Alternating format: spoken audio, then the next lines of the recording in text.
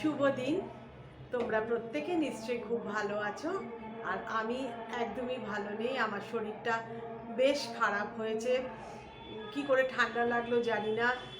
নাক দুটো বন্ধ, আমার গলার আওয়াজ শুনে তোমরা বুঝতে পারছো কিনা জানি না। আর মাথায় কফ জমেছে, সামান্য একটু জ্বর আছে, আর গলায় প্রচণ্ড ব্যথা। অনেক কষ্টে কথা বলছি, তাও এখন একটু ভালো আছি, মানে বেলার দিকে। সকালবেলা ঘুম থেকে উঠে গলায় একটা কিরম না আশ্বাস মতন লাগে না, সেরকম লাগছিল। গার্গেল করেছি বার দুয়েক গরম জলে। তারপরে চাটাগুলো খাওয়ার পর আজকে জিরা ওয়াটার যেটা খাই সকালে সেটা খাইনি, ওই চা খেয়েছি যাতে গলাটা একটু ভালো লাগে। যাই হোক, মোটের ওপর শরীরটা একদম ভালো না। তো মাথায় ঠান্ডা লেগেছে, মানে মাথায় এত কফ জমে গেছে, আর নাক দুটো বন্ধ, রাত্রিরে ভালো করে ঘুমোতে পারছি না। এই আজকে অট্রিভিন ন্যাজাল ড্রপ কিনে আনলাম। ভাল লাগছে না আর কি। শরীর না ভালো লাগলে দেখবে কোনো কিছুই আর ভালো লাগে না। তো তো তোমরা নিশ্চয়ই ভালো আছো। আর তোমরা প্রত্যেকে, এখন তো সিজন চেঞ্জ, নিজেদের যত্ন নিও। হালকা হলেও একটা গরম জামা সন্ধেবেলার পর পরে থেকো। তো কারণ চট করে ঠান্ডা লেগে যেতে পারে। আর এই সময় জানো তো পক্স, মামস, হাম এইগুলো কিন্তু হয়। একটু সাবধানে থেকো। তো যেটা নিয়ে আজকে বলতে চলেছি, সেটা বলার আগে আমার গুরুদেব পরম ভগবান ভোলানাথের নাম স্মরণ করে তার চরণে আমি শতকোটি প্রণাম জানালাম, এবং সেই নিয়েই আমি এগিয়ে যাচ্ছি। আর দেখো, আমি যখন ব্লগিংটা আরম্ভ করলাম, আগের মানে এই 2025 এপ্রিল মাস থেকে, তার আগে একটা চ্যানেল ছিল, সেটা তো নষ্ট হয়ে গেছে, ডিলিট হয়ে গেছে। তো যখন আমি আরম্ভ করলাম, তখন আমার বাড়ির যে কাছের মানুষ, নিকট আত্মীয় স্বজন, বন্ধু বান্ধব, প্রত্যেককে আমি রিকোয়েস্ট করেছিলাম যে আমি একটা নতুন জার্নি আরম্ভ করছি, তো তোমরা আমাকে সাপোর্ট করো, সাবস্ক্রাইব করো, দেখো, ভুল ত্রুটি ধরিয়ে দিও। কারণ আমি তো এই ফিল্ডে একদমই নতুন। আর দেখো, যদি মানে সাবস্ক্রাইব লোকে করে এবং কমেন্ট দেয়, সে খারাপ কমেন্ট হলেও, মানে নেগেটিভ কমেন্ট হলেও, দেখো মনটা একটু মানে আনন্দ লাগে যে দেখো এরা দেখছে বলেই তো আজকে আমাকে যেরকম কমেন্টই হোক, পজিটিভ হোক বা নেগেটিভ হোক, দিচ্ছে। তো তো এই আনন্দটা পাওয়া যায়।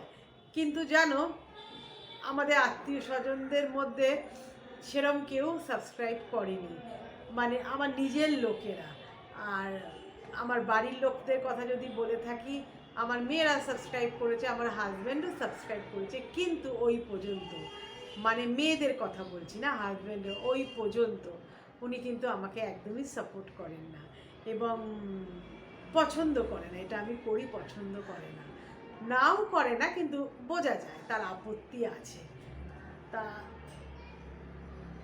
দেখো, কিন্তু আমার এই কথাগুলো দেখে, মানে এই জিনিসগুলো দেখে আমার আনন্দের চোখ ভরে আসে।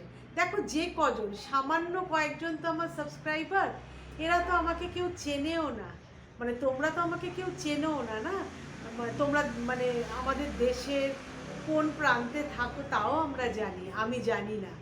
তো জীবনে দেখা হবে কি না তাও না, কিন্তু অনেকে কিন্তু আমাকে সাপোর্ট করেছো, এবং যারা যারা সাবস্ক্রাইব করেছো, তারা তো আমার, এই ধরো আমি তো সেরকম কিছু করে উঠতে পারি না, আমি এটা বারবারই বলি, সেটা দেখেই তোমরা সাবস্ক্রাইব করেছো। তো আর আর আরেকজন আমাকে কমেন্ট, যেটাতে আমি আমার বিয়ের গয়না দেখিয়েছিলাম, সেখানে একজন আমাকে কমেন্ট করে জানিয়েছে, আমার ওয়েল উইশার, আমার পরম বন্ধু, সে আমাকে কমেন্ট করে জানিয়েছে যে আপনি এই এরকম দেখাচ্ছেন, এটা কিন্তু আপনি বিপদে পড়তে পারেন। দেখো, আমার মনে পড়ে গেল আমার মায়ের কথা। আমি যখন কোথাও যেতাম না, এদিক ওদিক যাচ্ছি বা কোনো বিয়ে বাড়িতে যাচ্ছি, তখন মা বলতো গয়নাগুলো পরে যাস না।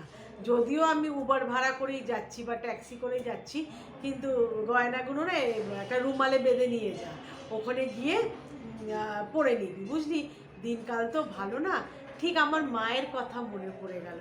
মাও কিন্তু এই কথা বলতো যে বিপদে পড়বি, এটা কিন্তু বলবি। দেখো, সে আমার কে হয় বলো, কিন্তু তাও তো সে কনসার্ন, এই ব্যাপারে কনসার্ন যে দেখো এই ভদ্রমহিলা যে গয়নাগুলো দেখাচ্ছে, তো সে কিন্তু বিপদে পড়তে পারে, কারণ মানুষজন তো ভালো না, এবং কার মনে কি আছে।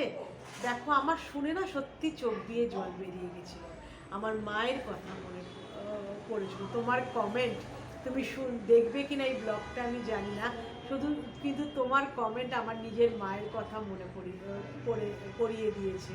আমার মাও কিন্তু এই কথাটা বলতো, মানে এরকমভাবে বলতো। আর অনেকে আমাকে খুব ভালো ভালো কমেন্ট করেছো, তারা আমাকে চেনো না, জানো না, আমার নিজের কেউ না, তবু তোমাদের কমেন্ট আমাকে আনন্দ দিয়েছে। মানে আমি যখন একা বসে থাকি আমি খুলে খুলে বারবার দেখি কমেন্টগুলো। দেখো আমাকেও তো তোমরা যোগ্য, এটা ভেবে আমার আনন্দ হয় যে তোমরা আমাকে যোগ্য মনে করেছো বলে তো আমার এই ব্লগগুলো দেখছো। তো খুব ভালো লাগে গো, খুব ভালো লাগে।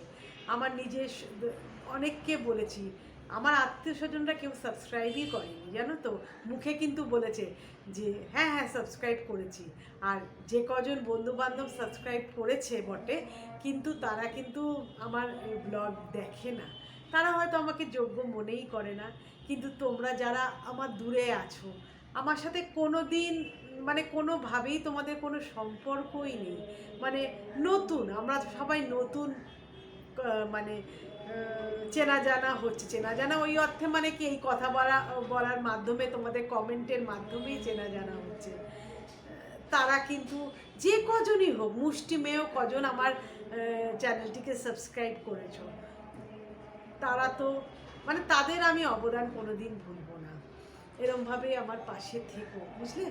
আর এটা ভেবে দেখলাম যে মা বাবাই হয় জানো তো।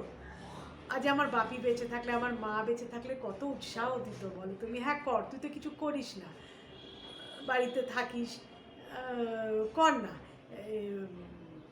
টাকা রোজগারটা বড় ব্যাপার না, এই যে তুই মনের প্রাণের কথা বলছিস, নিজের প্রিয় জিনিসগুলো মানুষদের সঙ্গে শেয়ার করছিস, খাবার দাবার শেয়ার করছিস, এইগুলো অনেক। হয়তো আমার মা বাপি প্রচণ্ড সাপোর্ট করতো জানো তো, মা বাবার পরে কেউ হয় না, তাই জন্য তোমাদের কিছু কিছু মানুষের কমেন্ট আমার তাদের কথা মনে পড়িয়ে দেয়। তো তোমরা ভালো থেকো, সুস্থ থেকো, তোমাদের সংসার, তোমাদের সন্তানদের নিয়ে তোমরা খুব আনন্দের দিন কাটাও। মানে তোমরা আমার কাছে যে কত বড় আমি, মানে মানে আমি কত ভাগ্য নিয়ে এসছি যে তোমাদের মতো কিছু লোক আমাকে সাপোর্ট করেছে। খুব ভালো থেকো গো তোমরা। এবং আজ আমার শরীরটা ভালো না, তো রাখছি আমি, আর বেশি কথা বলতে পারছি না, গলাটা ব্যথা তো কিরকম খচখচ করছে। বাই বাই, থ্যাংক ইউ, এবং আমার পাশে থেকো।